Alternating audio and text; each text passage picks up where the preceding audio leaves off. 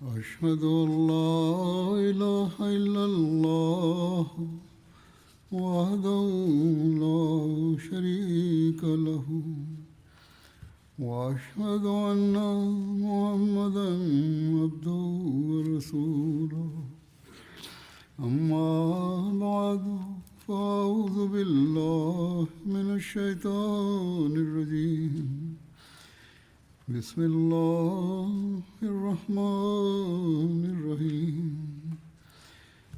الحمد لله رب العالمين الرحمن الرحيم مالك يوم الدين إياك نعبد وإياك نستعين اهدنا الصراط المستقيم صراط الذين أنعمت عليهم غير المغضوب عليهم ولا الضالين.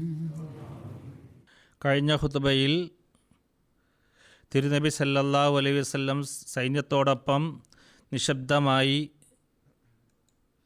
മക്കയുടെ അടുത്തെത്തി താവളമടിച്ചതിനെക്കുറിച്ച് പരാമർശിച്ചിരുന്നു.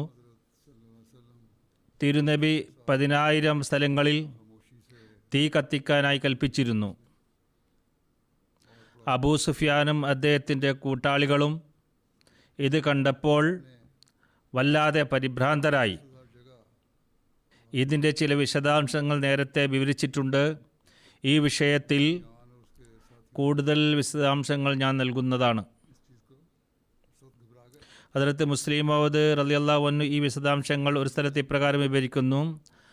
അബ്ബാസ് അബൂ സുഫിയാൻ്റെ പഴയ സുഹൃത്തായിരുന്നതിനാൽ അദ്ദേഹം അബൂ സുഫിയാനോട് തൻ്റെ കൂടെ വാഹനത്തിൽ കയറി റസൂലുള്ളാഹി സ്വല്ലല്ലാഹു അലൈഹി വസല്ലമയുടെ സന്നിധിയിൽ ഹാജരാകാൻ നിർബന്ധിച്ചു.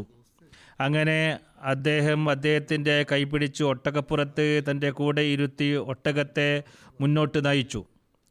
അവർ തിരുനബി സല്ലല്ലാഹു അലൈഹി വസല്ലമയുടെ സദസ്സിലെത്തി. ഹദ്റത്ത് ഉമർ ഹദ്റത്ത് അബ്ബാസിനോടൊപ്പം കാവലിനായി നിയോഗിക്കപ്പെട്ടിരുന്നതിനാൽ അദ്ദേഹം അബൂ സുഫിയാനെ വധിക്കുമോ എന്ന് ഹദ്റത്ത് അബ്ബാസ് ഭയപ്പെട്ടു. എന്നാൽ തിരുദൂതർ സല്ലല്ലാഹു അലൈഹി വസല്ലം നേരത്തെ തന്നെ കൽപ്പിച്ചിരുന്നു, അബൂ സുഫിയാനെ നിങ്ങളിൽ ആരെങ്കിലും കണ്ടുമുട്ടിയാൽ അദ്ദേഹത്തെ വധിക്കരുത് എന്ന്. ഈ കാഴ്ചകളെല്ലാം അബൂ സുഫിയാൻ്റെ ഹൃദയത്തിൽ ഒരു വലിയ മാറ്റം വരുത്തിയിരുന്നു.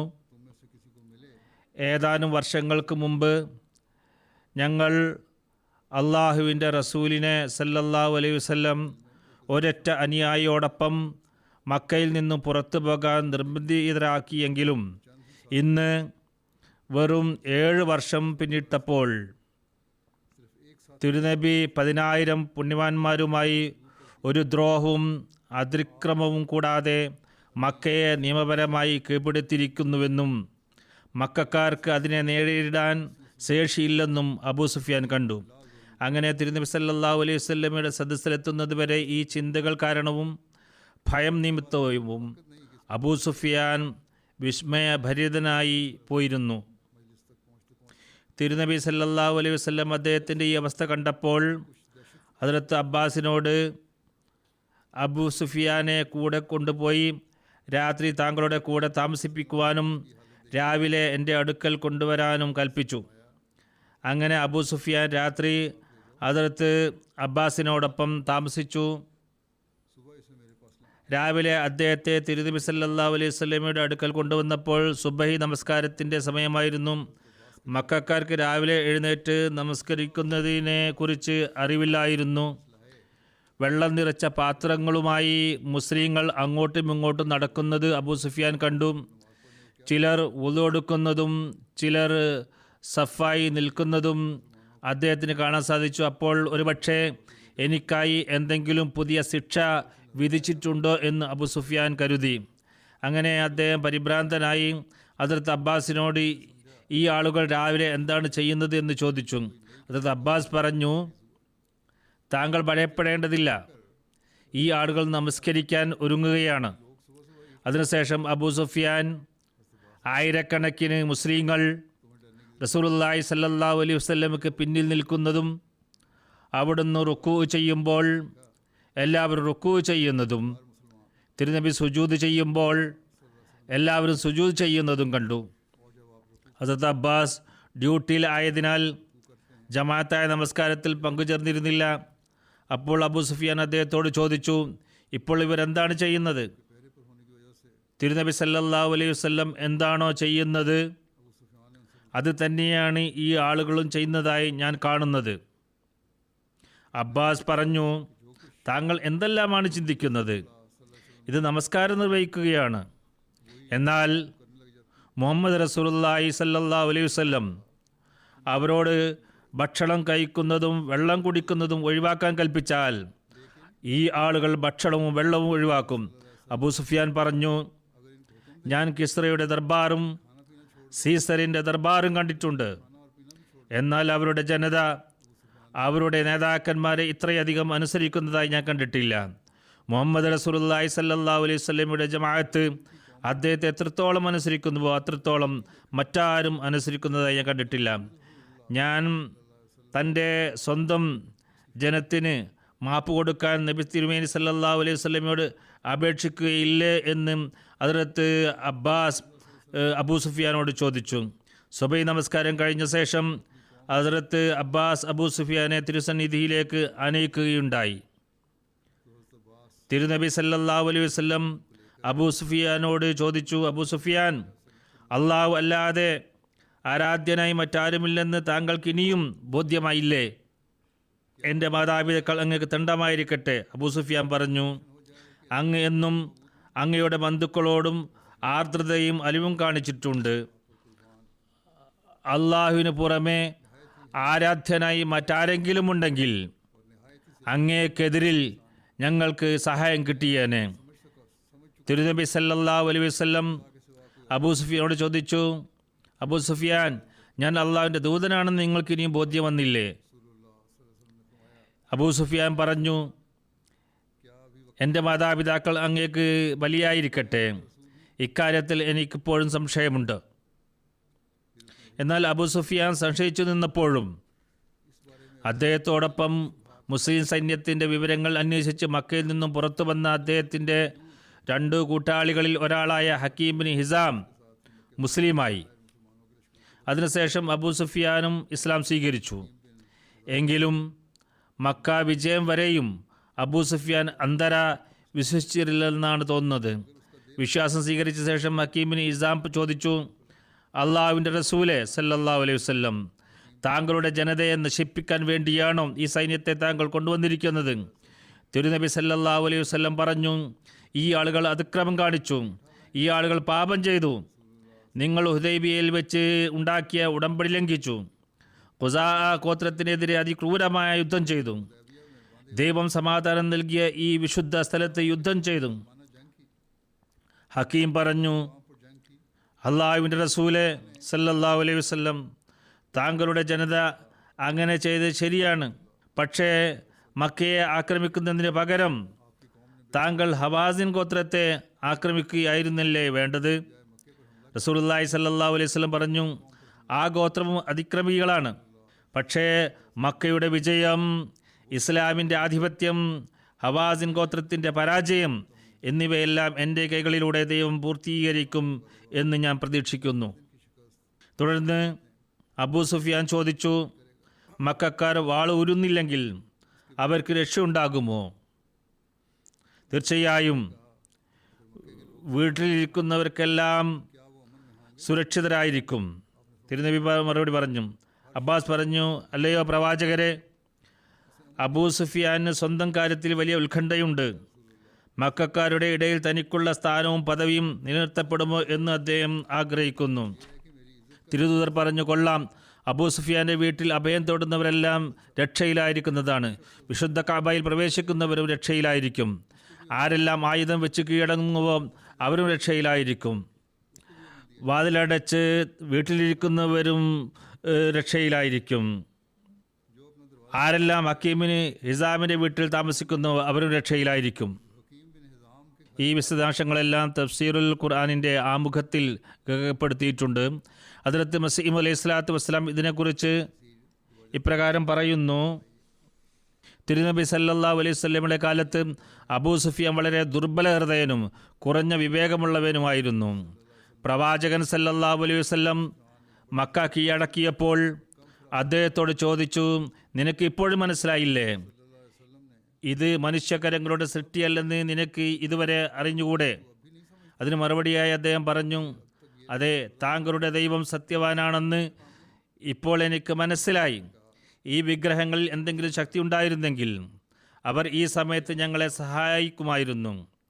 എൻ്റെ പ്രവാചകത്വത്തിൽ നിങ്ങൾ വിശ്വസിക്കുന്നുണ്ടോ എന്ന് ചോദിച്ചപ്പോൾ പ്രവാചകൻ സല്ലല്ലാഹു അലൈഹി വസല്ലം അദ്ദേഹത്തോട് ആ ചോദ്യം ചോദിച്ചപ്പോൾ അദ്ദേഹം അതിൽ സംശയം പ്രകടിപ്പിച്ചു. അദ്ദേഹത്തിന് തൗഹീദ്, ഏകദൈവ വിശ്വാസം മനസ്സിലായി, പക്ഷേ പ്രവാചകത്വം മനസ്സിലായില്ല.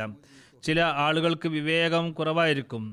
തൗഹീദിന് തെളിവായിരുന്നത് പ്രവാചകത്വത്തിനും തെളിവായിരുന്നു. പക്ഷേ അബൂ സുഫിയാൻ അതിനെ വേർതിരിച്ചു കണ്ടു. അദ്ദേഹം തൗഹീദിനെയും പ്രവാചകത്വത്തെയും വെവ്വേറെയായി മനസ്സിലാക്കി. മസീഹ് അലൈഹി സ്വലാത്തു വസ്സലാം പറയുന്നു, എല്ലാ മനുഷ്യരും ഒരേ തരത്തിലുള്ളവരല്ല. അബൂബക്കർ സിദ്ദീഖിനെ പോലുള്ള ചിലർ ഒന്നാം സ്ഥാനത്തുള്ളവരാണ്, ചിലർ ഇടത്തരം സ്ഥാനത്തും മറ്റു ചിലർ അവസാന സ്ഥാനത്തും ഉള്ളവരാണ്. ഇബ്നു ഉഖ്ബ പറയുന്നു, അബൂ സുഫിയാനും മക്കീബിന് ഇസാമും തിരിച്ചു പോകുമ്പോൾ ഹദ്റത്ത് അബ്ബാസ് അള്ളാഹുവിൻ്റെ റസൂൽ സല്ലല്ലാഹു അലൈഹി വസല്ലമയോട് പറഞ്ഞു, അള്ളാഹുവിൻ്റെ റസൂലെ, അബൂ സുഫിയാൻ്റെ ഇസ്ലാമിനെക്കുറിച്ച് എനിക്ക് ഭയമുണ്ട്. ഇസ്ലാം മനസ്സിലാക്കുന്നത് വരെയും താങ്കളോടൊപ്പം അള്ളാഹുവിൻ്റെ സൈന്യങ്ങളെ കാണുന്നത് വരെയും അദ്ദേഹത്തെ തിരികെ വിളിക്കണമെന്ന് ഹദ്റത്ത് അബ്ബാസ് ആവശ്യപ്പെട്ടു. ഇബ്നു അബി ഷൈബ നിവേദനം ചെയ്യുന്നു, അബൂ സുഫിയാൻ തിരിച്ചു പോകാൻ തുടങ്ങിയപ്പോൾ ഹദ്റത്ത് അബൂബക്കർ തിരുനബി സല്ലല്ലാഹു അലൈഹി വസല്ലമയോട് പറഞ്ഞു, അള്ളാഹുവിൻ്റെ റസൂലെ, അബൂ സുഫിയാനെക്കുറിച്ച് താങ്കൾ കൽപ്പിച്ചാൽ അദ്ദേഹത്തെ വഴിയിൽ തടയാമായിരുന്നു. ഇബ്നു ഇസ്ഹാഖ് പറയുന്നു, അബൂ സുഫിയാൻ തിരിച്ചു പോകുമ്പോൾ റസൂലുള്ളാഹി സല്ലല്ലാഹു അലൈഹി വസല്ലം ഹദ്റത്ത് അബ്ബാസിനോട് പറഞ്ഞു, അബൂ സുഫിയാനെ താഴ്വരയുടെ ഭാഗത്ത് തടയുക. അങ്ങനെ ഹദ്റത്ത് അബ്ബാസ് പോയി അബൂ സുഫിയാനെ തടഞ്ഞു. അപ്പോൾ അബൂ സുഫിയാൻ പറഞ്ഞു, ബനു ഹാഷിമെ, നിങ്ങൾ വഞ്ചിക്കുകയാണോ? ഹദ്റത്ത് അബ്ബാസ് പറഞ്ഞു, പ്രവാചക കുടുംബം വഞ്ചിക്കില്ല. മറ്റൊരു റിപ്പോർട്ടിൽ ഉള്ളത്, അദ്ദേഹം പറഞ്ഞു, ഞങ്ങൾ ഒരിക്കലും വഞ്ചകന്മാരല്ല. എന്നാൽ താങ്കൾ രാവിലെ വരെ കാത്തിരിക്കുക. അള്ളാഹുവിൻ്റെ സൈന്യത്തെയും അവിടുന്ന് മുശ്രിക്കുകൾക്കായി ഒരുക്കിയിട്ടുള്ളതിനെയും താങ്കൾ നേരിൽ കാണണം. അങ്ങനെ ഹദ്റത്ത് അബ്ബാസ് അബൂ സുഫിയാനെ ആ താഴ്വരയിൽ രാവിലെ വരെ തടഞ്ഞുവച്ചു. വിവിധ ഗോത്രങ്ങൾ ഓരോരോ സംഘങ്ങളായി അബൂ സുഫിയാൻ്റെ മുന്നിലൂടെ കടന്നു പോവുകയായിരുന്നു. ഒരു സംഘം കടന്നുപോയപ്പോൾ അദ്ദേഹം ചോദിച്ചു, അബ്ബാസ്, ഇതാരാണ്? അദ്ദേഹം പറഞ്ഞു, ഇത് ഗഫാർ ഗോത്രമാണ്. അപ്പോൾ അദ്ദേഹം പറഞ്ഞ്, എനിക്ക് ഗഫാറുമായി എന്ത് ബന്ധം? പിന്നീട് ജുഹൈന ഗോത്രം കടന്നുപോയപ്പോഴും അദ്ദേഹം അതേപോലെ ചോദിച്ചു. പിന്നീട് സഅദ് ഇബ്നു ഹുസൈം കടന്നുപോയപ്പോഴും അദ്ദേഹത്തിന് അവരുമായി എന്താണ് ബന്ധമെന്ന് ചോദിച്ചു. പിന്നീട് സുലൈം ഗോത്രം കടന്നുപോയപ്പോഴും അദ്ദേഹം വീണ്ടും അതേപോലെ ചോദിച്ചു. ഒടുവിൽ അദ്ദേഹം ഇതുവരെ കാണാത്ത ഒരു സംഘം വന്നു. അദ്ദേഹം ചോദിച്ചു, ഇതാരാണ്? ഹദ്റത്ത് അബ്ബാസ് പറഞ്ഞു, ഇവരാണ് അൻസാറുകൾ. അവരുടെ നേതാവ് സഅദ് ഇബ്നു ഉബാദയാണ്. അദ്ദേഹത്തിൻ്റെ കയ്യിലാണ് പതാകയുള്ളത്. ഹദ്റത്ത് സഅദ് ഇബ്നു ഉബാദ ആവേശത്തോടെ പറഞ്ഞു, അബൂ സുഫിയാൻ, ഇന്നത്തെ ദിവസം പോരാട്ടത്തിൻ്റെ ദിവസമാണ്. ഇന്ന് കഅബയുടെ പവിത്രത നിലനിർത്തപ്പെടുകയില്ല. ഇത് കേട്ടപ്പോൾ അബൂ സുഫിയാൻ പറഞ്ഞു, അബ്ബാസ്, ഈ നാശത്തിൻ്റെ ദിവസം എത്ര നല്ലതായിരിക്കും. ഒരു ഏറ്റുമുട്ടലിന് അവസരം ലഭിച്ചിരുന്നെങ്കിൽ. അവർ പറയുന്നു, പോരാടാൻ കഴിഞ്ഞിരുന്നെങ്കിൽ അത് നന്നായേനെ. ഇപ്പോൾ ഞങ്ങൾക്ക് പോരാടാൻ പോലും കഴിയില്ല. പിന്നീട് ഒരു സംഘം വന്നു. അത് എല്ലാ സംഘത്തെക്കാളും ചെറുതായിരുന്നു. അതിൽ റസൂലുള്ളാഹി സ്വല്ലല്ലാഹു അലൈഹി വസല്ലമയും അവിടുത്തെ സഹാബാക്കളും ഉണ്ടായിരുന്നു. നബി സല്ലല്ലാഹു അലൈഹി വസല്ലമയുടെ പതാക ഹദ്റത്ത് സുബൈർ ബിൻ അവ്വാബിൻ്റെ കയ്യിലായിരുന്നു. മറ്റൊരു നിവേദനത്തിൽ ഇത് ഇപ്രകാരം വിവരിച്ചിരിക്കുന്നു. തിരുനബി സല്ലല്ലാഹു അലൈഹി വസല്ലം അബൂ സുഫിയാൻ്റെ അടുത്തുകൂടെ കടന്നുപോയപ്പോൾ അദ്ദേഹം പറഞ്ഞു, അള്ളാഹുവിൻ്റെ റസൂലെ, താങ്കൾ താങ്കളുടെ ജനതയെ കൂട്ടക്കൊല ചെയ്യാൻ കൽപ്പിച്ചിരിക്കുകയാണോ? സഅദ് ഇബ്നു ഉബാദ എന്താണ് പറഞ്ഞതെന്ന് താങ്കൾക്കറിയില്ലേ? തിരുനബി സല്ലല്ലാഹു അലൈഹി വസല്ലം ചോദിച്ചു, അദ്ദേഹം എന്താണ് പറഞ്ഞത്? അബൂ സുഫിയാൻ പറഞ്ഞു, അദ്ദേഹം ഇങ്ങനെയൊക്കെ പറഞ്ഞിരിക്കുന്നു: താങ്കളുടെ ജനതയെക്കുറിച്ച് അള്ളാഹുവിനെ ഓർത്ത് ഞാൻ താങ്കളോട് അപേക്ഷിക്കുന്നു. താങ്കൾ എല്ലാ ആളുകളെക്കാളും കൂടുതൽ ഭക്തനും കുടുംബബന്ധം പുലർത്തുന്നവനും കരുണയുള്ളവനുമാണ്. തിരുനബി സല്ലല്ലാഹു അലൈഹി വസല്ലം പറഞ്ഞു, സഅദ് തെറ്റാണ് പറഞ്ഞത്. ഇന്നത്തെ ദിവസം കരുണയുടെ ദിവസമാണ്. ഇന്ന് അള്ളാഹു കഅബക്ക് മഹത്വം നൽകും. അള്ളാഹു ഖുറൈശികൾക്ക് യഥാർത്ഥമായ ഇസ്സത്ത്, അന്തസ് നൽകും. ഇബ്നു ഇസ്ഹാഖ് രേഖപ്പെടുത്തിയിരിക്കുന്നു, സഅദ് പറഞ്ഞത് മുഹാജിറുകളിൽ ഒരാൾ കേട്ടു. ഇബ്നു ഹിഷാം ഈ സംഭവം വിവരിക്കുന്നത് ഹദ്റത്ത് ഉമർ കേട്ടു എന്നാണ്. അദ്ദേഹം പറഞ്ഞു, യാ റസൂലല്ലാഹ് സല്ലല്ലാഹു അലൈഹി വസല്ലം, നമ്മൾ സുരക്ഷിതരല്ല. ഒരുപക്ഷെ സഅദ് ഖുറൈശികളെ ആക്രമിച്ചേക്കാം. മറ്റൊരു റിപ്പോർട്ട് അനുസരിച്ച് ഇത് പറഞ്ഞത് അബ്ദുറഹ്മാൻ ഇബ്നു ഔഫ്, ഹദ്റത്ത് ഉസ്മാനും ആയിരുന്നു. തിരുനബി സല്ലല്ലാഹു അലൈഹി വസല്ലം സഅദിൻ്റെ അടുത്തേക്ക് ദൂതനെ അയച്ച് അദ്ദേഹത്തിൽ നിന്നും പതാക വാങ്ങി അദ്ദേഹത്തിൻ്റെ മകൻ ഖൈസിന് നൽകി. ഇതിൻ്റെ വിശദാംശങ്ങൾ ചരിത്രഗ്രന്ഥങ്ങളിൽ നിന്നും ഉദ്ധരിച്ച് ഹദ്റത്ത് മുസ്ലിം മൗദ് വിശദീകരിച്ചിട്ടുണ്ട്. അദ്ദേഹം പറയുന്നു, അബൂ സുഫിയാൻ്റെ മുന്നിലൂടെ ഈ സൈന്യം കടന്നു പോകുമ്പോൾ അൻസാറുകളുടെ കമാൻഡറായ സഅദ് ഇബ്നു ഉബാദ അബൂ സുഫിയാനെ നോക്കി പറഞ്ഞു, ഇന്ന് അള്ളാഹു നമുക്ക് മക്കയിൽ വാളിൻ്റെ ശക്തിയാൽ പ്രവേശിക്കുന്നത് അനുവദനീയമാക്കിയിരിക്കുന്നു. ഇന്ന് ഖുറൈശി ഗോത്രം നിന്ദിക്കപ്പെടും. തിരുനബി സല്ലല്ലാഹു അലൈഹി വസല്ലം അബൂ സുഫിയാൻ്റെ അടുത്തുകൂടെ കടന്നുപോയപ്പോൾ അദ്ദേഹം ഉച്ചത്തിൽ പറഞ്ഞു, അള്ളാഹുവിൻ്റെ റസൂലെ, താങ്കൾ താങ്കളുടെ ജനതയെ വധിക്കാൻ അനുമതി നൽകിയിട്ടുണ്ടോ? ഇപ്പോൾ അൻസാറുകളുടെ നേതാവും സഅദും അദ്ദേഹത്തിൻ്റെ കൂട്ടാളികളും ഇന്ന കാര്യങ്ങൾ പറഞ്ഞു. അവർ ഉച്ചത്തിൽ പറഞ്ഞിരിക്കുന്നു, ഇന്ന് യുദ്ധം നടക്കും. മക്കയുടെ പവിത്രത ഇന്ന് ഞങ്ങളെ യുദ്ധത്തിൽ നിന്നും പിന്തിരിപ്പിക്കില്ല. ഖുറൈശികളെ നിന്ദിച്ചു വിടും. യാ റസൂലുള്ളാഹ് സല്ലല്ലാഹു അലൈഹി വസല്ലം, താങ്കൾ ലോകത്തിൽ ഏറ്റവും നല്ലവനും ഏറ്റവും കരുണയുള്ളവനും ഏറ്റവും കുടുംബബന്ധം പുലർത്തുന്നവനുമായ വ്യക്തിയാണ്. താങ്കൾ ഇന്ന് താങ്കളുടെ ജനതയുടെ അതിക്രമങ്ങൾ മറക്കില്ലേ?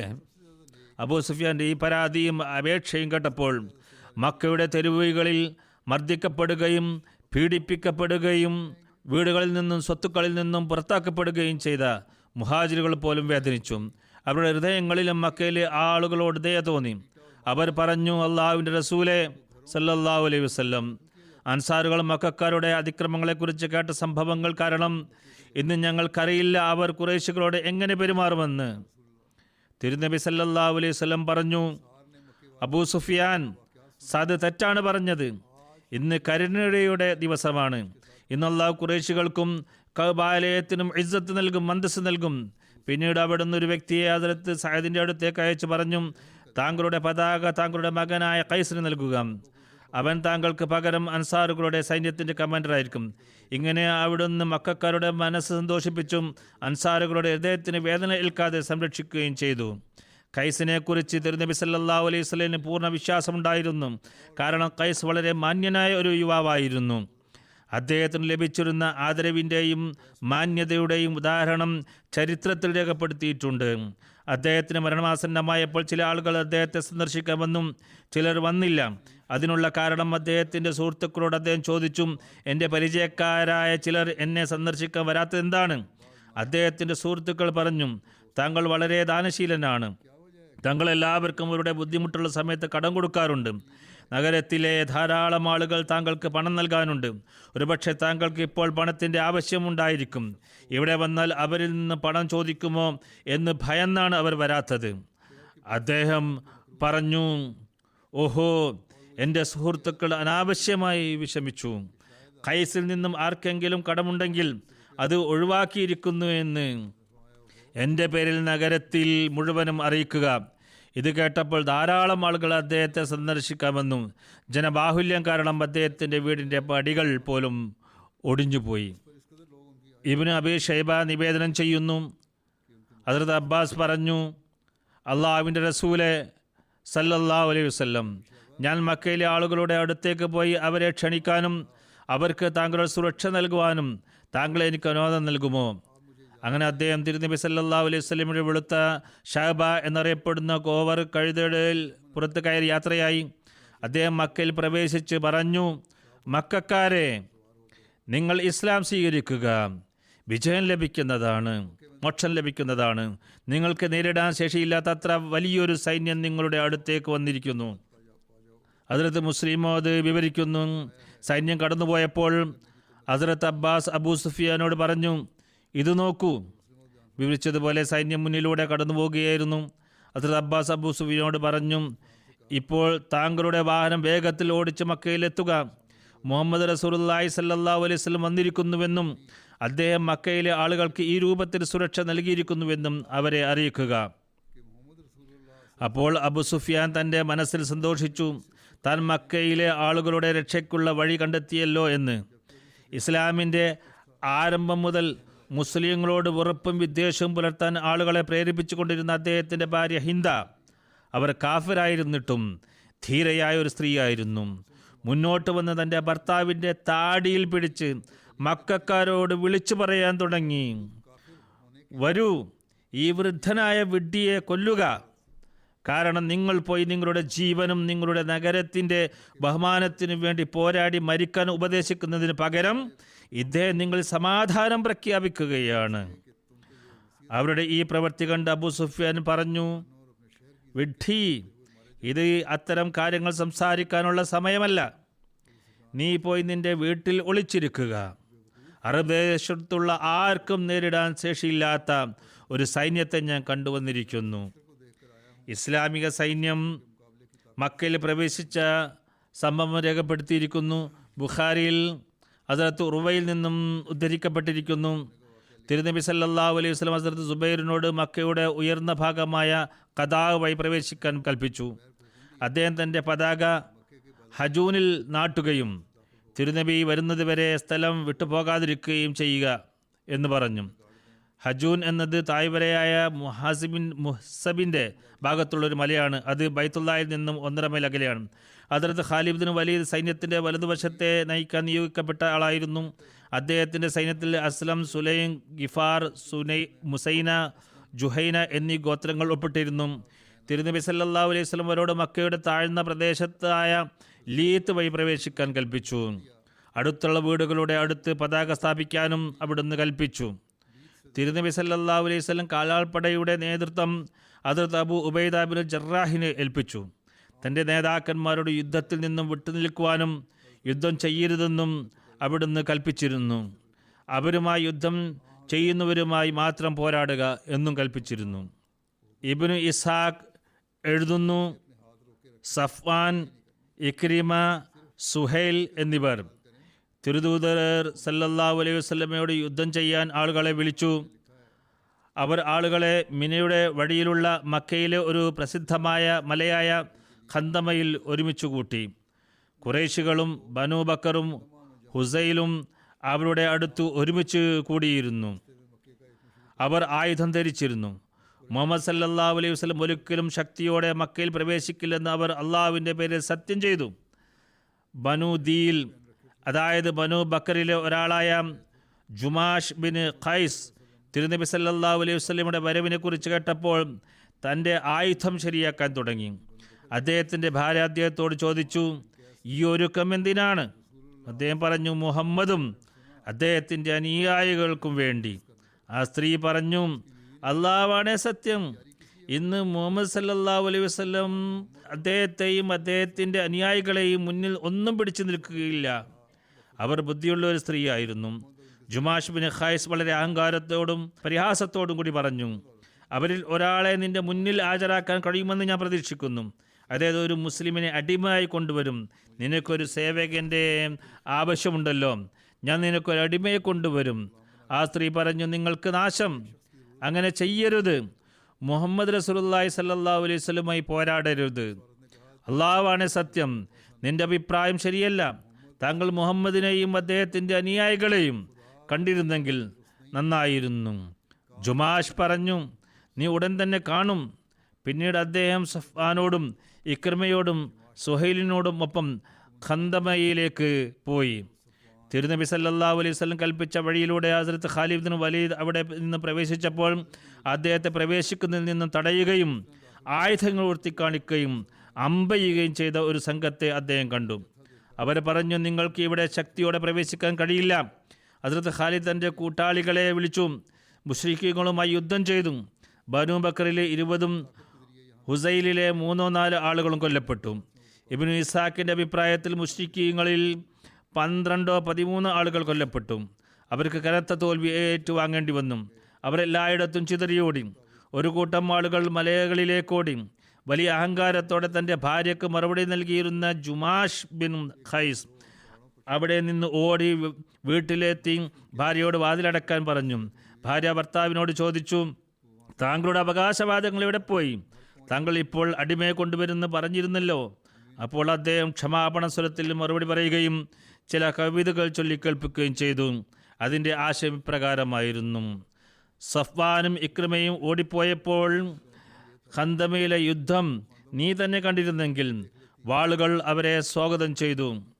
ഓരോ കൈത്തണ്ടയിലും തലയോടിലും വാളുകൾ വെട്ടിവീഴ്ത്തപ്പെടുകയായിരുന്നു. നിലവിളിയല്ലാതെ മറ്റൊന്നും കേൾക്കാനില്ലായിരുന്നു. ഞങ്ങളുടെ പിന്നിൽ അവരുടെ അലർച്ചയും നെഞ്ചിൽ നിന്നുയരുന്ന കോപവും തിളച്ചുമറിയുന്നത് കേൾക്കാമായിരുന്നു. എന്നാൽ നീ നിന്റെ നാവ് കൊണ്ട് ഒരു ചെറിയ കുറ്റപ്പെടുത്തൽ വാക്ക് പോലും ഉച്ചരിക്കരുത്. ബുഖാരി രേഖപ്പെടുത്തിയിരിക്കുന്നത്, ഹദ്രത്ത് ഖാലിദിൻ്റെ കുതിരപ്പടയാളികളിൽ നിന്ന് 2 പേർ കൊല്ലപ്പെട്ടു. ജുബൈഷ് ബിൻ അഷ്റും ഖുറസ് ബിൻ ജാബിറും ഫിഹ്രിയും ആയിരുന്നു അത്. മക്കയിലെ ആളുകൾക്കുള്ള സുരക്ഷാ പ്രഖ്യാപനത്തെക്കുറിച്ച് എഴുതിയിരിക്കുന്നത്, തിരുനബി സല്ലല്ലാഹു അലൈഹി വസല്ലം അബൂ സുഫിയാനും ഹക്കീം ബിൻ ഹിസാമിനും സുരക്ഷ നൽകുകയും മക്കയിൽ പോയി ആയുധം താഴെയിടുന്നവർ സുരക്ഷിതരായിരിക്കുമെന്നും സ്വന്തം വീട്ടിൽ പ്രവേശിക്കുന്നവർ രക്ഷ നേടുമെന്നും കഅബാലയത്തിൻ്റെ അങ്കണത്തിൽ പ്രവേശിക്കുന്നവർ രക്ഷ നേടുമെന്നും അബൂ സുഫിയാൻ്റെ വീട്ടിൽ പ്രവേശിക്കുന്നവർ രക്ഷ നേടുമെന്നും ഹക്കീം ബിൻ ഹിസാമിൻ്റെ വീട്ടിൽ പ്രവേശിക്കുന്നവരും രക്ഷ നേടുമെന്നും പ്രഖ്യാപിക്കാൻ കൽപ്പിക്കുകയും ചെയ്തു. മക്കയിലെ ആളുകൾ സംരക്ഷണം നേടിക്കൊണ്ടിരുന്ന ഈ സന്ദർഭത്തിൽ തിരുനബി സല്ലല്ലാഹു അലൈഹി വസല്ലം തൻ്റെ വിശ്വസ്തരായ സ്നേഹമുള്ള അനുയായികളെ മറന്നില്ല. ഏതാനും വർഷങ്ങൾക്ക് മുമ്പ് മക്കയുടെ തെരുവുകളിൽ നടന്ന അതിക്രമങ്ങളെക്കുറിച്ച് തിരുനബി സല്ലല്ലാഹു അലൈഹി വസല്ലം അന്ന് ഓർത്തിട്ടുണ്ടായിരിക്കാം. കയറുകൊണ്ട് കെട്ടി കല്ലുകൾ നിറച്ച തെരുവുകളിൽ വലിച്ചേക്കപ്പെട്ടിരുന്ന ഹസ്രത്ത് ബിലാലും ഇന്ന് ഈ അജയ്യമായ സൈന്യത്തിലുണ്ടായിരുന്നു. അദ്ദേഹത്തിൻ്റെ ഹൃദയത്തിലും മനസ്സിലും അതിക്രമത്തിൻ്റെ എല്ലാ ദൃശ്യങ്ങളും വീണ്ടും ഓർമ്മയിൽ വന്നിട്ടുണ്ടാകാം. തിരുനബി സല്ലല്ലാഹു അലൈഹി വസല്ലം അതിന് പ്രതികാരം ചെയ്യേണ്ടത് ആവശ്യമാണെന്ന് കണ്ടു. അവിടുന്ന് എത്ര മനോഹരമായ പ്രതികാരമാണ് ചെയ്തത്. ഹദ്രത്ത് മുസ്ലിം മൗദ് റളിയല്ലാഹു അൻഹു ഇതിനെക്കുറിച്ച് വിവരിക്കുന്നു. അതിനുശേഷം തിരുനബി സല്ലല്ലാഹു അലൈഹി വസല്ലം ബിലാൽ ഹബ്ഷി അടിമയുടെ സഹോദരനായി കണക്കാക്കിയിരുന്ന അബി റുവൈഹയെക്കുറിച്ച് പറഞ്ഞു, ഈ സമയത്ത് ഞങ്ങൾ അബി റുവൈഹക്ക് ഞങ്ങളുടെ പതാക നൽകുന്നു. അബി റുവൈഹയുടെ പതാകക്ക് കീഴിൽ വരുന്ന ഓരോ ആളും ഞങ്ങൾ അവരെ ഒന്നും ചെയ്യില്ല. ബിലാലിനോട് പോയി ഇപ്രകാരം പ്രഖ്യാപിക്കാൻ കൽപ്പിച്ചു, അബൂ റുവൈഹയുടെ പതാകക്ക് കീഴിൽ വരുന്ന ഏതൊരാൾക്കും സുരക്ഷ നൽകപ്പെടുന്നതാണ്. ഈ കൽപ്പനയിൽ എത്ര മനോഹരമായ യുക്തിയാണ് ഉണ്ടായിരുന്നത്. മക്കയിലെ ആളുകൾ ബിലാലിൻ്റെ കാലുകളിൽ കയറുകെട്ടി തെരുവിലൂടെ വലിച്ചേക്കുമായിരുന്നു. മക്കയുടെ തെരുവുകളും മക്കയുടെ മൈതാനങ്ങളും ബിലാലിന് സുരക്ഷയുടെ സ്ഥാനമായിരുന്നില്ല, മറിച്ച് ശിക്ഷയുടെയും അപമാനത്തിൻ്റെയും പരിഹാസത്തിൻ്റെയും സ്ഥലമായിരുന്നു. തിരുദൂതർ സല്ലല്ലാഹു അലൈഹി വസല്ലം ചിന്തിച്ചു, ബിലാലിൻ്റെ ഹൃദയം ഇന്ന് പ്രതികാരത്തിലേക്ക് ഇടയ്ക്കിടയ്ക്ക് തിരിയുന്നുണ്ടാകും. ഈ വിശ്വസ്തനായ അനുയായിയുടെ പ്രതികാരം ചെയ്യേണ്ടത് ആവശ്യമാണ്. എന്നാൽ നമ്മുടെ പ്രതികാരം ഇസ്ലാമിൻ്റെ മഹത്വത്തിന് അനുസൃതമായിരിക്കേണ്ടതും ആവശ്യമാണ്. അതിനാൽ തിരുനബി ബിലാലിൻ്റെ പ്രതികാരം അദ്ദേഹത്തിൻ്റെ ശത്രുക്കളുടെ കഴുത്ത് വാളുകൊണ്ട് വെട്ടിക്കൊണ്ട് നിർവഹിച്ചില്ല, മറിച്ച് അദ്ദേഹത്തിൻ്റെ സഹോദരൻ്റെ കയ്യിൽ ഒരു വലിയ പതാക നൽകി അദ്ദേഹത്തെ അവിടെ നിർത്തുകയും എൻ്റെ സഹോദരൻ്റെ പതാകക്ക് കീഴിൽ വന്ന് നിൽക്കുന്ന ഓരോരുത്തർക്കും സുരക്ഷ നൽകും എന്ന് പ്രഖ്യാപിക്കാൻ വേണ്ടി ബിലാലിനെ നിയോഗിക്കുകയും ചെയ്തു. എത്ര മനോഹരമായ പ്രതികാരം, എത്ര മഹത്തായ പ്രതികാരം! മക്കക്കാരെ, വരൂ, എൻ്റെ സഹോദരൻ്റെ പതാകക്ക് കീഴിൽ നിൽക്കൂ, നിങ്ങൾക്ക് സുരക്ഷ നൽകും എന്ന് ബിലാൽ ഉച്ചത്തിൽ വിളിച്ചു പറയുമ്പോൾ അദ്ദേഹത്തിൻ്റെ ഹൃദയം പ്രതികാര വികാരങ്ങളിൽ നിന്നും ശൂന്യമാകുന്നുണ്ടായിരിക്കും. മുഹമ്മദ് റസൂലുള്ളാഹി സല്ലല്ലാഹു അലൈഹി വസല്ലം എനിക്ക് വേണ്ടി നിർദ്ദേശിച്ച പ്രതികാരത്തേക്കാൾ ഗംഭീരവും മനോഹരവുമായ പ്രതികാരം എനിക്കിനി മറ്റൊന്നിനും നിന്നും ഇല്ല എന്ന് അദ്ദേഹം മനസ്സിലാക്കിയിരിക്കാം. മറ്റൊരിടത്ത് ഖലീഫത്തുൽ മസീഹ് സാനി ഇപ്രകാരം വിവരിക്കുന്നു, ഈ സംഭവത്തിൽ ഏറ്റവും മഹത്തായ കാര്യം ബിലാലിൻ്റെ പതാകയാണ്. തിരുനബി സല്ലല്ലാഹു അലൈഹി വസല്ലം ബിലാലിൻ്റെ പതാക ഉണ്ടാക്കുകയും അരുളുകയും ചെയ്യുന്നു. ബിലാലിൻ്റെ പതാകക്ക് കീഴിൽ നിൽക്കുന്ന ഏതൊരാൾക്കും, ഇവിടെ അദ്ദേഹത്തിൻ്റെ സഹോദരൻ പതാകയാണ് ഉദ്ദേശിക്കുന്നത്, അഭയം നൽകുന്നതാണ്. എന്നാൽ നേതാവ് മുഹമ്മദ് റസൂലുള്ളാഹി സ്വല്ലല്ലാഹു അലൈഹി വസല്ലം ആയിരുന്നിട്ടും തിരുനബിയുടെ പേരിൽ ഒരു പതാകയും ഉയർത്തപ്പെട്ടില്ല. തിരുനബിക്ക് ശേഷം ത്യാഗം ചെയ്തത് ഹദ്റത്ത് അബൂബക്കർ റളിയല്ലാഹു തആല അൻഹു ആയിരുന്നിട്ടും അദ്ദേഹത്തിൻ്റെ പതാകയും ഉയർത്തപ്പെട്ടില്ല. പിന്നീട് മുസല്ലമായ നേതാവ് ഹദ്റത്ത് ഉമറായിരുന്നിട്ടും അദ്ദേഹത്തിൻ്റെ പതാകയും ഉയർത്തപ്പെട്ടിട്ടില്ല. അതിനുശേഷം സ്വീകാര്യനായതും അവിടുത്തെ മരുമകനുമായിരുന്ന ഹദ്റത്ത് ഉസ്മാൻ ആയിരുന്നിട്ടും അദ്ദേഹത്തിൻ്റെ പതാകയും ഉയർത്തപ്പെട്ടിട്ടില്ല. പിന്നീട് അവിടുത്തെ സഹോദരനും മരുമകനുമായിരുന്ന ഹദ്റത്ത് അലി, അദ്ദേഹത്തിൻ്റെ പതാകയും ഉയർത്തപ്പെട്ടിട്ടില്ല. പിന്നീട് അബ്ദുറഹ്മാൻ ഇബ്നു ഔഫ്, അദ്ദേഹത്തെക്കുറിച്ച് പ്രവാചകൻ സല്ലല്ലാഹു അലൈഹി വസല്ലം അരുൾ ചെയ്തത്, അദ്ദേഹം ജീവിച്ചിരിക്കുന്ന കാലത്തോളം മുസ്ലിം സമുദായത്തിൽ ഭിന്നതയുണ്ടാവില്ല, പക്ഷേ അബ്ദുറഹ്മാൻ്റെ പതാകയും ഉണ്ടാക്കപ്പെട്ടില്ല. പിന്നീട് അബ്ബാസ് തിരുനബിയുടെ പിതൃ സഹോദരനായിരുന്നിട്ടും ചില സമയങ്ങളിൽ അദ്ദേഹം അനാദരവ് കാണിച്ചാലും തിരുനബി കോപിക്കാറുണ്ടായിരുന്നില്ല. പക്ഷേ പ്രവാചകൻ സല്ലല്ലാഹു അലൈഹി വസല്ലം അദ്ദേഹത്തിൻ്റെ പതാകയും ഉണ്ടാക്കിയില്ല. പിന്നീട് എല്ലാ നേതാക്കന്മാരും പ്രധാന വ്യക്തികളും അവിടെ സന്നിഹിതരായിരുന്നു. ഒരു നേതാവിൻ്റെ മകനും പ്രശസ്തനുമായിരുന്ന ഹസ്രത്ത് ഖാലിദ് ബിൻ വലീദ് അവിടെ ഉണ്ടായിരുന്നു. ആമർ ബിൻ ആസ് ഒരു നേതാവിൻ്റെ മകനായിരുന്നു. അതുപോലെ മറ്റു വലിയ നേതാക്കന്മാരുടെ പുത്രന്മാരുണ്ടായിരുന്നു. പക്ഷേ അവരിൽ ആരുടെയും പതാക ഉണ്ടാക്കിയിട്ടില്ല.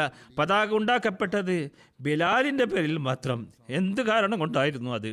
അതിൻ്റെ കാരണം ഇതാണ്. കഅബാലയം കീഴടക്കപ്പെടാൻ തുടങ്ങിയപ്പോൾ ഹദ്റത്ത് അബൂബക്കർ കാണുകയായിരുന്നു, ആരെയാണ് കൊല്ലാൻ പോകുന്നത്? അവർ തൻ്റെ സഹോദരങ്ങളാണ്. അദ്ദേഹം തന്നെ പറഞ്ഞിട്ടുണ്ടായിരുന്നു, അള്ളാഹുവിൻ്റെ റസൂലേ, താങ്കൾ തങ്ങളുടെ സഹോദരങ്ങളെ കൊല്ലുകയാണ്. അദ്ദേഹം അതിക്രമങ്ങളെ മറന്നിരുന്നു. അവരെൻ്റെ സഹോദരങ്ങളാണെന്ന് അദ്ദേഹത്തിന് അറിയാമായിരുന്നു. അത് ഉമറും പറഞ്ഞിരുന്ന ഇപ്രകാരമായിരുന്നു, അള്ളാഹുവിൻ്റെ റസൂലെ, ഈ കാഫിറുകളെ കൊല്ലുക, എന്നാൽ അവിടുന്ന് അവർക്ക് മാപ്പ് നൽകാമെന്നപ്പോൾ അദ്ദേഹം തൻ്റെ മനസ്സിൽ കരുതിയിരിക്കാം, ഞങ്ങളുടെ സഹോദരന്മാർ രക്ഷപ്പെട്ടല്ലോ, നല്ല കാര്യം. ഉസ്മാനും അലിയും പറഞ്ഞിരിക്കാം, ഞങ്ങളുടെ സഹോദരന്മാർ രക്ഷപ്പെട്ടു, അവർ ഞങ്ങളോട് കഠിനമായി പെരുമാറിയാൽ എന്ത്? പ്രവാചകൻ സല്ലല്ലാഹു അലൈഹി വസല്ലം പോലും അവരെ മാപ്പ് ചെയ്യുമ്പോൾ കരുതിയിരിക്കാം, ഇവരിൽ എൻ്റെ പ്രതി സഹോദരനുണ്ട്, എൻ്റെ മരുമകനും ബന്ധുക്കളുമുണ്ട്, ഞാൻ അവരെ മാപ്പ് ചെയ്താൽ നല്ല കാര്യം. എൻ്റെ സ്വന്തം ബന്ധുക്കൾ രക്ഷപ്പെട്ടല്ലോ. ഒരാൾ മാത്രം ഉണ്ടായിരുന്നു മക്കയിൽ, ആർക്കും അദ്ദേഹവുമായി ബന്ധമുണ്ടായിരുന്നില്ല. മക്കയിൽ അദ്ദേഹത്തിന് ഒരു ശക്തിയും ഉണ്ടായിരുന്നില്ല. മക്കയിൽ ഒരു കൂട്ടുകാരനും ഉണ്ടായിരുന്നില്ല. അദ്ദേഹത്തിൻ്റെ ദയനീയമായ അവസ്ഥയിൽ അബൂബക്കറിനോ അലിക്കോ ഉസ്മാനോ ഉമറിന് പോലും പ്രവാചകൻ മുഹമ്മദ് സല്ലല്ലാഹു അലൈഹി വസല്ലം പോലും ഇല്ലാത്തത്ര അതിക്രമം അദ്ദേഹത്തോട് കാണിച്ചു. ബിലാലിനെ നഗ്നനാക്കി ചുട്ടുപൊള്ളുന്ന മണലിൽ കിടത്തി. നിങ്ങൾ നോക്കുക, മെയ് മാസത്തിലും ജൂൺ മാസത്തിലും ഇവിടെ ചൂട് കുറവാണ്. പക്ഷേ ചൂടുള്ള രാജ്യങ്ങളിൽ നഗ്നപാതനായി നടക്കാൻ പോലും കഴിയില്ല. മെയ് മാസത്തിലും ജൂൺ മാസത്തിലും അവിടെയും ചൂടിൽ നഗ്നപാതനായി നടക്കാൻ കഴിയില്ല. അദ്ദേഹത്തെ നഗ്നനാക്കി ചുട്ടുപൊള്ളുന്ന മണലിൽ കിടത്തി. പിന്നെ ആണി തറച്ച ചെരുപ്പുകൾ ധരിച്ച യുവാക്കൾ അദ്ദേഹത്തിന് നെഞ്ചിൽ നൃത്തം ചെയ്യുകയും പറയുകയും ചെയ്തു, അള്ളാഹു അല്ലാതെ മറ്റൊരു ആരാധ്യനുണ്ടെന്ന് പറയുക, മുഹമ്മദ് സല്ലല്ലാഹു അലൈഹി വസല്ലം കള്ളലാണെന്ന് പറയുക. ബിലാൽ തൻ്റെ ഹബ്ഷി ഭാഷയിൽ അവർക്ക് മറുപടി പറഞ്ഞത് ഇപ്രകാരമാണ്, അഷ്ഹദു അല്ലാ ഇലാഹ ഇല്ലല്ലാഹ്, അഷ്ഹദു അല്ലാ ഇലാഹ ഇല്ലല്ലാഹ്. അദ്ദേഹം വീണ്ടും ഉത്തരം നൽകി, നിങ്ങൾ എന്നെ എത്രത്തോളം ദ്രോഹിച്ചാലും ദൈവം ഏകനാണെന്ന് ഞാൻ കണ്ടു കഴിഞ്ഞിരിക്കയാൽ എങ്ങനെ രണ്ടെന്ന് പറയും? മുഹമ്മദ് സല്ലല്ലാഹു അലൈഹി വസല്ലം ദൈവത്തിൻ്റെ സത്യദൂതനാണെന്ന് എനിക്ക് അറിവ് ലഭിച്ചിരിക്കെ ഞാൻ എങ്ങനെ അദ്ദേഹത്തെ കള്ളനെന്ന് പറയും? അതിന് അവർ വീണ്ടും അടിക്കാൻ തുടങ്ങി. വേനൽക്കാലത്ത് മാസങ്ങളോളം അദ്ദേഹത്തിന് ഇതേ അവസ്ഥയായിരുന്നു. അതുപോലെ ശീതകാലത്ത് അവർ ചെയ്തത്, അദ്ദേഹത്തിൻ്റെ കാലുകളിൽ കയറുകെട്ടി മക്കയിലെ കല്ലുവാകിയ തെരുവുകളിൽ വലിച്ചു വയ്ക്കും. അദ്ദേഹത്തിൻ്റെ ചർമ്മം മുറിവേറ്റ് രക്തം വരും. അവർ വലിച്ചേച്ച് പറയും, മുഹമ്മദ് സല്ലല്ലാഹു അലൈഹി വസല്ലം കള്ളനാണെന്ന് പറയുക, അല്ലാഹു അല്ലാതെ മറ്റു ആരാധനുണ്ടെന്ന് പറയുക. അപ്പോൾ അദ്ദേഹം പറയും, അഷ്ഹദു അല്ലാ ഇലാഹ ഇല്ലല്ലാഹ്, അഷ്ഹദു അല്ലാ ഇലാഹ ഇല്ലല്ലാഹ്. ഇപ്പോൾ 10,000 പേരടന്ന് ഇസ്ലാമിക സൈന്യം പ്രവേശിക്കുമെന്നപ്പോൾ ബിലാലിൻ്റെ മനസ്സിൽ ചിന്ത വന്നു കാണും, ഇന്ന് ഈ ചവിട്ടുകളുടെ പ്രതികാരം ചെയ്യുമോ? ഇന്ന് ഈ അടികളുടെ പ്രതിഫലം എനിക്ക് ലഭിക്കുമോ? റസൂലുള്ളാഹി സ്വല്ലല്ലാഹു അലൈഹി വസല്ലം ചെയ്തപ്പോൾ അബൂ സുഫിയാന്റെ വീട്ടിൽ പ്രവേശിക്കുന്നവർ രക്ഷിക്കപ്പെട്ടു, കഅബയാലയത്തിൽ പ്രവേശിക്കുന്നവർ രക്ഷിക്കപ്പെട്ടു, ആയുധം താഴെ ഇട്ടവർ രക്ഷിക്കപ്പെട്ടു, വീടിൻ്റെ വാതിലടച്ചവർ രക്ഷപ്പെട്ടു. അപ്പോൾ ബിലാലിൻ്റെ മനസ്സിൽ ചിന്ത വന്നിട്ടുണ്ടാകാം, ഇവർ തൻ്റെ എല്ലാ സഹോദരങ്ങളെയും മാപ്പ് ചെയ്യുകയാണല്ലോ, നല്ല കാര്യം. പക്ഷേ എൻ്റെ പ്രതികാരം ബാക്കിയുണ്ടല്ലോ. താൻ മാപ്പ് നൽകുന്നതിൽ ഒരാൾക്ക് മാത്രമേ ഇന്ന് വിഷമം ഉണ്ടാകൂ എന്ന് പ്രവാചകൻ സല്ലല്ലാഹു അലൈഹി വസല്ലം കണ്ടു. അത് ബിലാലായിരുന്നു. കാരണം താൻ ആർക്കാണോ മാപ്പ് നൽകുന്നത് അവർക്ക് ബിലാലിനോടുള്ള ബന്ധം അവനെ വേദനിപ്പിച്ചവരെക്കാൾ വലുതല്ല. അദ്ദേഹത്തിന് നൽകിയ വേദന മറ്റൊരാൾക്കും നൽകിയിട്ടില്ല. തിരുനബി സല്ലല്ലാഹു അലൈഹി വസല്ലം പറഞ്ഞു, ഞാൻ അതിന് പ്രതികാരം ചെയ്യും. എൻ്റെ പ്രവാചകത്വത്തിൻ്റെ മഹത്വവും നിലനിർത്തുകയും ബിലാലിൻ്റെ ഹൃദയം സന്തോഷിപ്പിക്കുകയും ചെയ്യുന്ന രൂപത്തിൽ ഞാൻ പ്രതികാരം ചെയ്യും. തിരുദൂതൻ സല്ലല്ലാഹു അലൈഹി വസല്ലം ചെയ്തു. ബിലാലിൻ്റെ പതാക ഉയർത്തുക, അദ്ദേഹത്തെ ബൂട്ട് കൊണ്ട് നെഞ്ചത്ത് ചവിട്ടിയിരുന്ന മക്കയിലെ നേതാക്കന്മാരോടും അദ്ദേഹത്തിൻ്റെ കാലിൽ കയറിട്ട് വലിച്ചേച്ചവരോടും ചുട്ടുപൊള്ളുന്ന മണലിൽ അദ്ദേഹത്തെ കിടത്തിയവരോടും പറയുക, നിങ്ങൾക്കും നിങ്ങളുടെ ഭാര്യമാർക്കും കുട്ടികൾക്കും ജീവൻ വേണമെങ്കിൽ ബിലാലിൻ്റെ പതാക കീഴെ വരിക.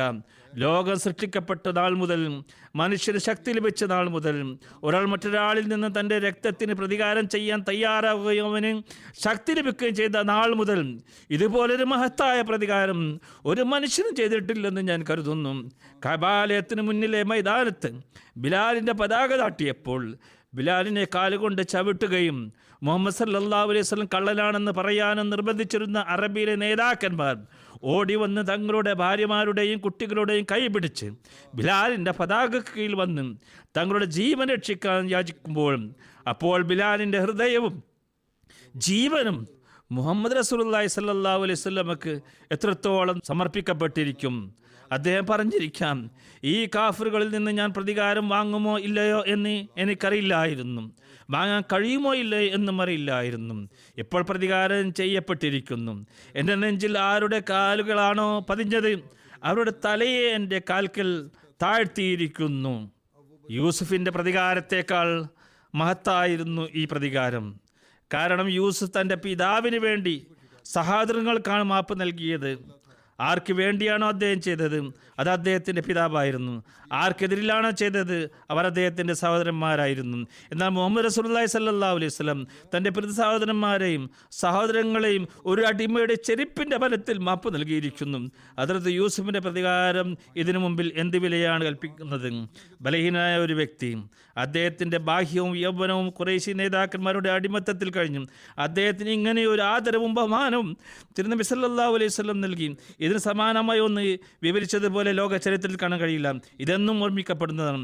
ഇതാണ് നമ്മുടെ നേതാവും അനുസരിക്കേണ്ടവനുമായ മുഹമ്മദ് മുസ്തഫ സല്ലല്ലാഹു അലൈഹി വസല്ലം പ്രതികാരത്തിൻ്റെ മാതൃക. അല്ലാഹുമ്മ സല്ലി അലാ മുഹമ്മദിൻ വഅലാ ആലി മുഹമ്മദിൻ വബാരിക് വസല്ലം ഇന്നക ഹമീദും മജീദ്. ഇബ്നു ഹിഷാം എഴുതുന്നു, മക്ക വിജയത്തിൽ മുഹാജിറുകളുടെ മുദ്രാവാക്യം യാബനി അബ്ദുറഹ്മാൻ എന്നായിരുന്നു, അതായത് അബ്ദുറഹ്മാൻ്റെ മക്കളെയും. ഖദ്റജിൻ്റെ മുദ്രാവാക്യം യാബനി അബ്ദില്ല എന്നായിരുന്നു, അതായത് അബ്ദുള്ളയുടെ മക്കളെയും. ഔസിൻ്റെ മുദ്രാവാക്യം യാബനി ഉബൈദില്ല എന്നായിരുന്നു, അതായത് ഉബൈദുല്ലയുടെ മക്കളെ. തിരുദൂതൻ സല്ലല്ലാഹു അലൈഹി വസല്ലം ഖുറാഹിൻ്റെ മറ്റൊരു പേരായ അദാഖിറിൻ്റെ മലമ്പാതയിലെത്തിയപ്പോൾ തിരുനബി സല്ലല്ലാഹു അലൈഹി വസല്ലം മക്ക വിജയ ദിവസം ഇവിടെ നിന്നാണ് മക്കയിൽ പ്രവേശിച്ചത്. അപ്പോൾ അവിടുന്ന് വാളുകളുടെ തിളക്കം കണ്ടപ്പോൾ പറഞ്ഞു, ഞാൻ നിങ്ങളെ യുദ്ധം ചെയ്യുന്നതിൽ നിന്നും വിലക്കിയിരുന്നില്ലേ? പറയപ്പെട്ടു. ഖാലിദുമായി ഏറ്റുമുട്ടലുണ്ടായി. അവർ വാൾ വീശി. ആദ്യം ശത്രുവാണ് ആക്രമിച്ചത്. തിരുനബി സല്ലല്ലാഹു അലൈഹി വസല്ലം അരുൾ ചെയ്തു, അള്ളാഹുവിൻ്റെ തീരുമാനം ഏറ്റവും നല്ലതാണ്.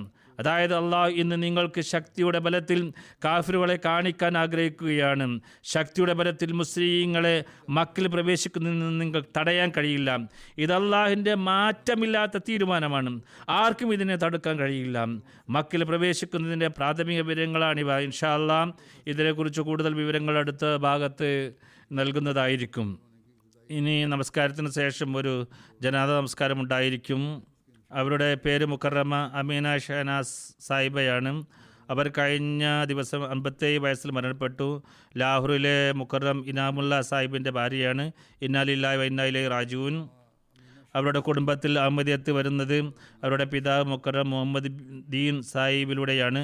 അദ്ദേഹം 1934 15-ാമത്തെ വയസ്സിൽ കാദിയാനിൽ പോയി ഹദ്റത്ത് ഖലീഫത്തുൽ മസീഹ് സാനിയുടെ കയ്യിൽ ബയ്യത്ത് ചെയ്തു. മർഹൂമ അള്ളാഹുവിൻ്റെ ഫദ്ലിനാൽ മ്യൂസിയായിരുന്നു. ഭർത്താവിനെ കൂടാതെ ഒരു മകനും 4 പെൺകുട്ടികളുമാണ് അവർക്ക് ഉള്ളത്. അവരുടെ മകൻ മുക്കറം വജിഹുല്ല സാഹിബ് മുബല്ലിഗാണ്. അദ്ദേഹം സെനിഗാളിൽ സേവനമനുഷ്ഠിക്കുന്നു. കർമ്മ രംഗത്തായതിനാൽ ജമാഅത്തിലായതിനാൽ അദ്ദേഹത്തിന് തൻ്റെ മാതാവിൻ്റെ ജനാസയിലും കബറടക്കത്തിലും പങ്കെടുക്കാൻ കഴിഞ്ഞില്ല.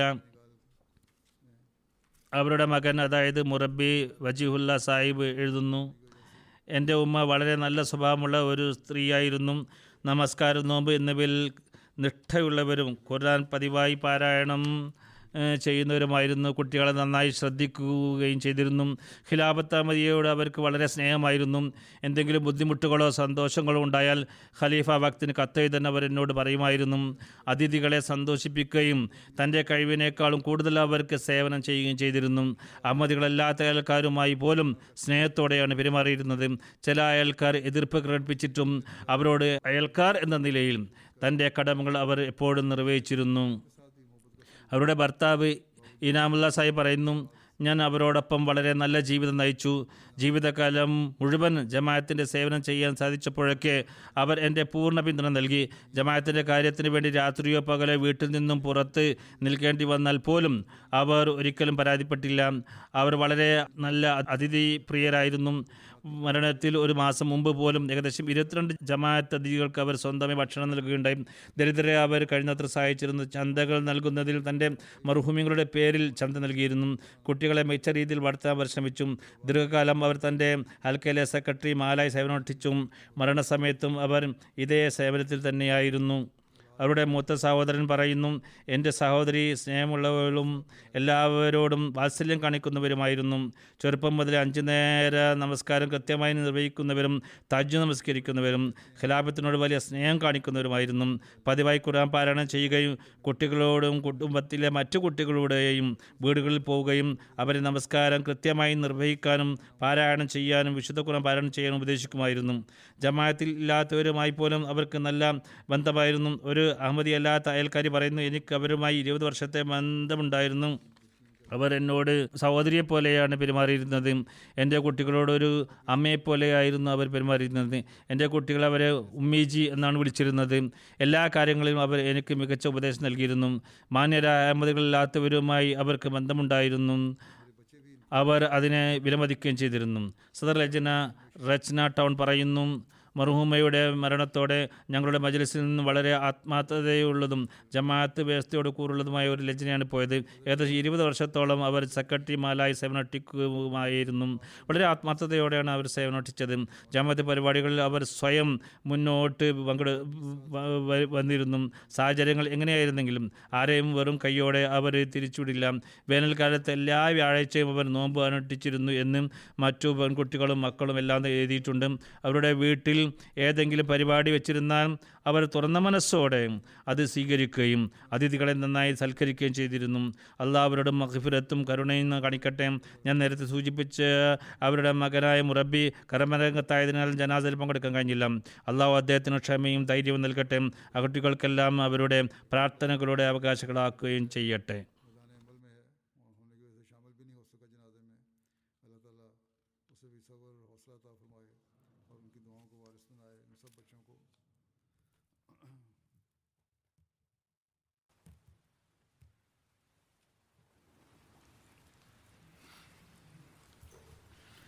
الحمد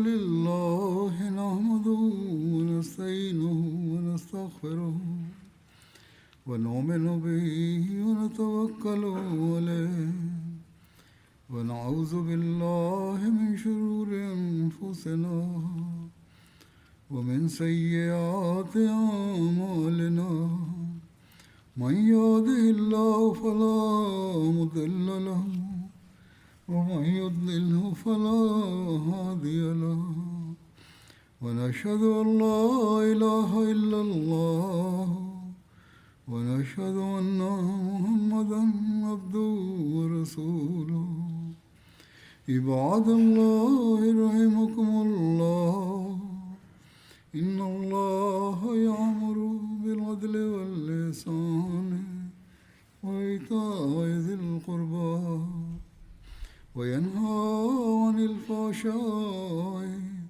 والمنكر والبغي يعظكم لعلكم تذكرون اذكروا الله يذكركم وادعوه يستجب لكم ولذكر الله أكبر.